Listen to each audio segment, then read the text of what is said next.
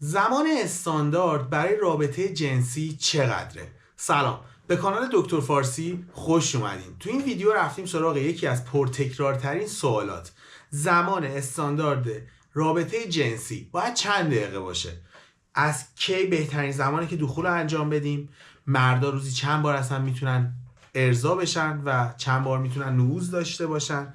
و زمانی که ما میگیم زود انزالی، باید ببینیم این زود انزالی دقیقا چند دقیقه هستش. تو این ویدیو رفتیم 0 تا 100 این موضوع رو با هم دیگه بررسی کردیم. فقط قبلش اینجا کانال دکتر فارسی هستش و ما با هدف افزایش سطح دانش بهداشت و سلامت جامعه براتون ویدیو درست میکنیم. پس حتما تا انتهای این ویدیو همراه ما باشین، چرا که نکات مهم این ویدیو همشون انتهای ویدیو گفته شده. و این کانال هم حتما سابسکرایب کنین. لایک و کامنت انگلیسی شما هم باعث میشه که سابسکرایبتون نریزه و اما حمایت بشه. خیلی وقتتون رو نمیگیرم، بریم ادامه ویدیو رو ببینیم، برمیگردیم.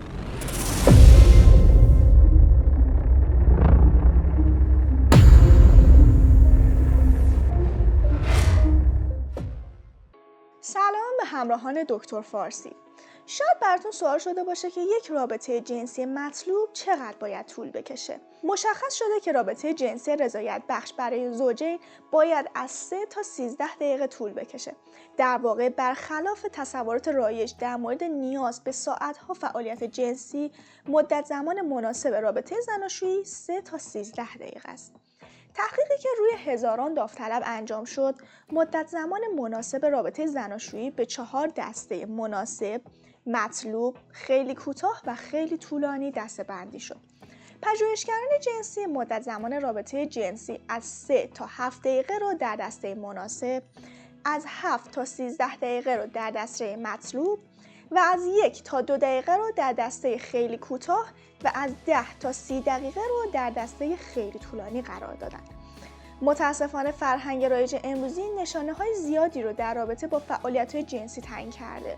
به نظر میرسه که اغلب مردان و زنان یک سری الگوهای فانتزی جنسی برای برقراری رابطه جنسی دارن.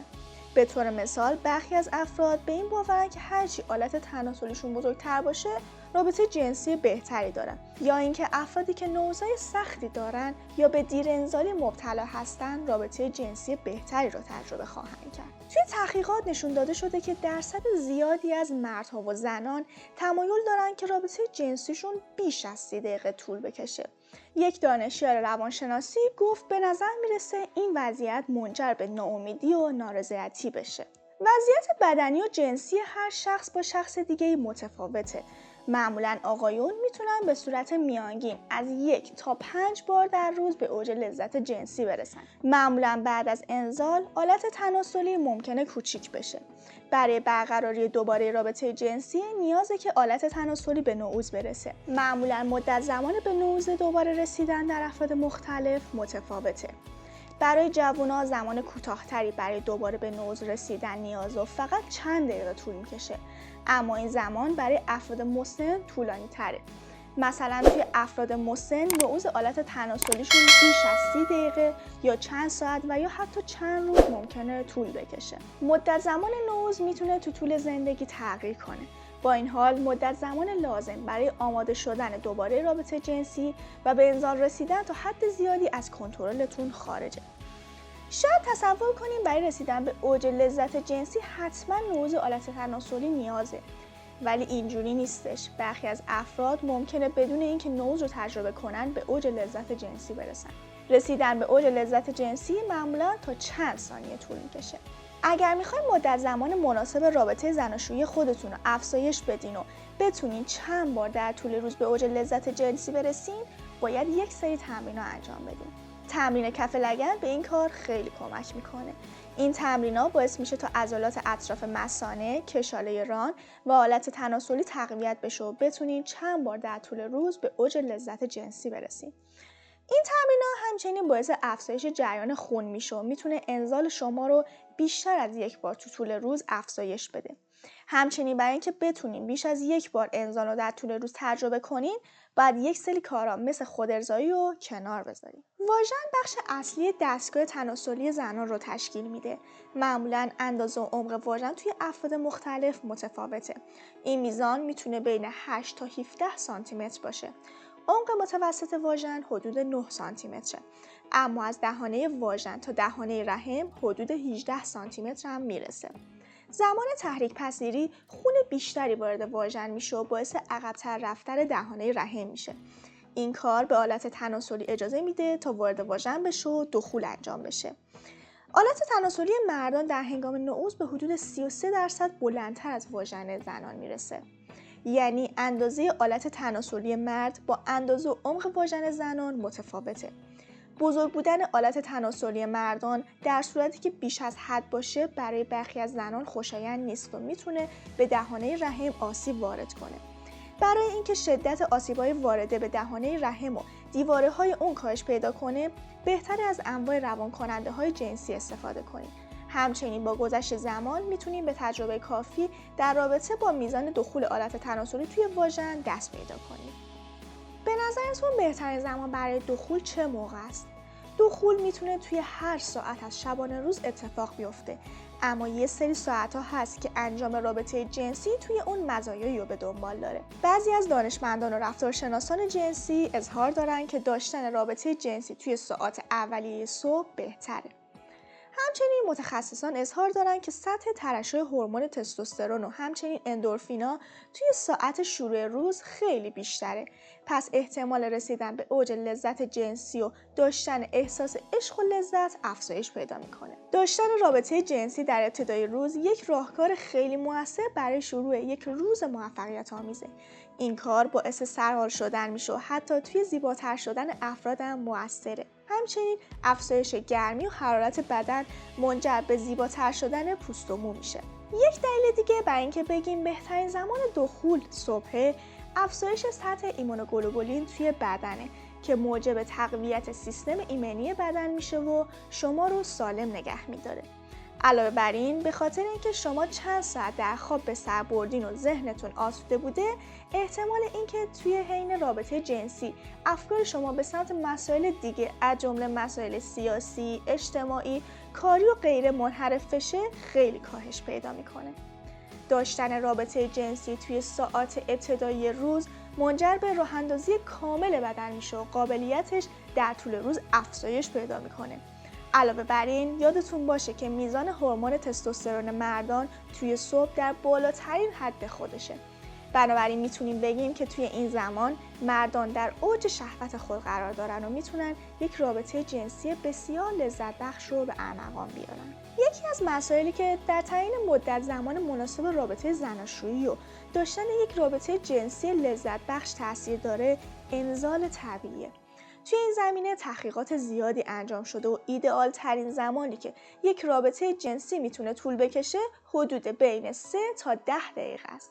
در واقع انزال بین تمام مردان بسیار زودتر از خانم‌ها اتفاق میفته و اغلب مردان در کمتر از 3 دقیقه یا نهایت در 3 دقیقه به انزال میرسن.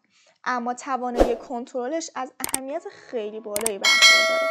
یعنی عدم توانایی کنترل در انزال زودرس غیر طبیعیه و نیاز به درمان داره. زود انزالی به وضعیتی گفته میشه که مرد هیچ کنترلی روی رسیدن به اوج لذت جنسی خودش نداره. این اتفاق به قدری زوده که نه مرد و نه زن هیچ کدوم به اوج لذت جنسی خودشون نمیرسن. آقایونی که با مشکل زود انزالی مواجهن اغلب بین 1 تا 2 دقیقه ارضا میشن.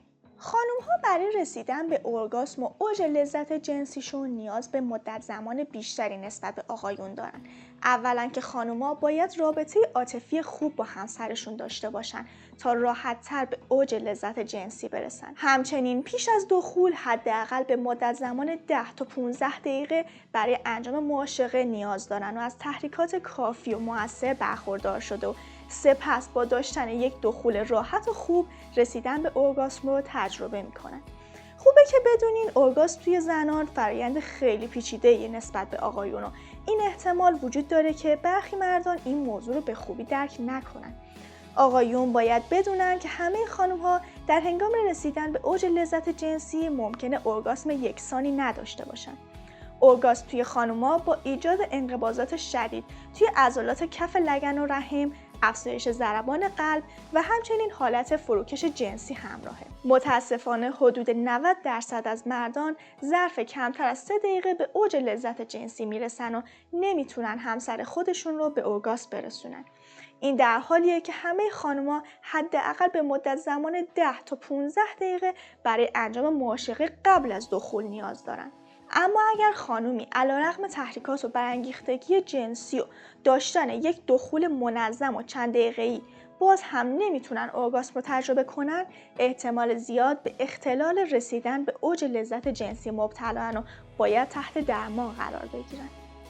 میزان و تعداد دفعات داشتن رابطه جنسی توی روز به توافق و تمایل طرفین بستگی داره. اما برخی از خانم و آقایونی که از تب سرد برخوردارن و تمایل زیادی به برقراری رابطه جنسی نشون نمیدن، معمولا توی این مورد اظهار نگرانی دارن. برخی از افراد برای جلب میزان رضایت شریک جنسیشون به مصرف قرص و داروهای محرک جنسی روی میارن که این کار خیلی اشتباهه و توصیه میشه فرد اگر احساس تمایل کمتری به برقراری رابطه جنسی داره اول به پزشک مراجعه کنه و از مشاوره‌های لازم برخوردار بشه. پس به طور کلی میانگین داشتن رابطه جنسی معمولاً 3 بار در هفته است، اما بعضی افراد تمایل بیشتری به برقراری رابطه جنسی دارن.